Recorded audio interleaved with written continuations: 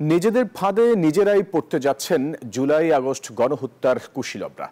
সে সময়ের কলকাঠি নাড়া গুরুত্বপূর্ণ ব্যক্তিদের ফোনালাপ জব্দ করা হয়েছে। মঙ্গলবার এসব কথা জানান আন্তর্জাতিক অপরাধ আদালতের চিফ প্রসিকিউটর তাজুল ইসলাম। মানবতাবিরোধী অপরাধের মামলায় শেখ হাসিনা সহ ৪৬ আসামির আনুষ্ঠানিক বিচার আগামী এপ্রিলেই শুরুর আশা করছেন তিনি।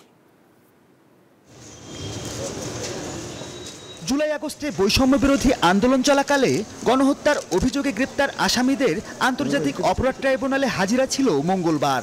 এদিন সকালে গোয়েন্দা কার্যালয়ে কাশিমপুর ও কেরানীগঞ্জ কারাগার থেকে ট্রাইব্যুনালে আনা হয় হেভিওয়েট এই ১৬ আসামিকে। তাদের মধ্যে ছিলেন বিগত সরকারের ১২ মন্ত্রী প্রতিমন্ত্রী।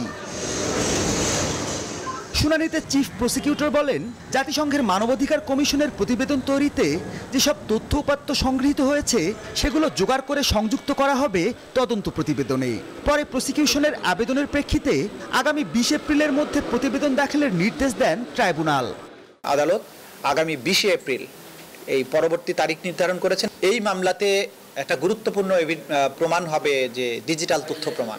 হত্যার জন্য যে সমস্ত নির্দেশাদি দিয়েছেন সেই সব নির্দেশাবলী যে তাদের টেলিফোনিক অর্ডারের মাধ্যমে যে গিয়েছে, হত্যাকাণ্ড করে এক ছাত্র জনতাকে নির্মূল করার কথা বলা হয়েছে, সমস্ত টেলিভিশন চ্যানেলগুলো বন্ধ করে দেওয়ার কথা বলেছে, এই ধরনের কথোপকথন তারা যে করেছেন তাদের অজ্ঞাতে সেগুলো রেকর্ডেড হয়েছে। মানুষকে মারার জন্য যে ফাঁদ তারা পেতেছিলেন সেই ফাঁদে হয়তো তারাই পড়তে যাবেন। চিফ প্রসিকিউটর জানান, শেখ হাসিনা সহ বেশ কিছু আসামির মানবতাবিরোধী অপরাধের তদন্ত অনেক দূরে গিয়েছে। আমরা যদি বেশি তাড়াহুড়ো করি তাহলে এত কমপ্লেক্স একটা তদন্তের যদি কোনো ত্রুটি থাকে এবং সেই ত্রুটির ফাঁক দিয়ে আসামি বেরিয়ে যায় তাহলে জাতির কাছে কিন্তু আমরা দায়বদ্ধ থাকবো যে আগামী মাসের মধ্যেই সাবেক প্রধানমন্ত্রী শেখ হাসিনার বিরুদ্ধে সেটার তদন্ত রিপোর্ট দাখিল করা সম্ভব হতে পারে বলে আমরা আশা করছি। মানবতাবিরোধী অপরাধের বিচার কাজ চলাকালে আসামিদের জামিনের বিধান নেই জানান তাজুল ইসলাম।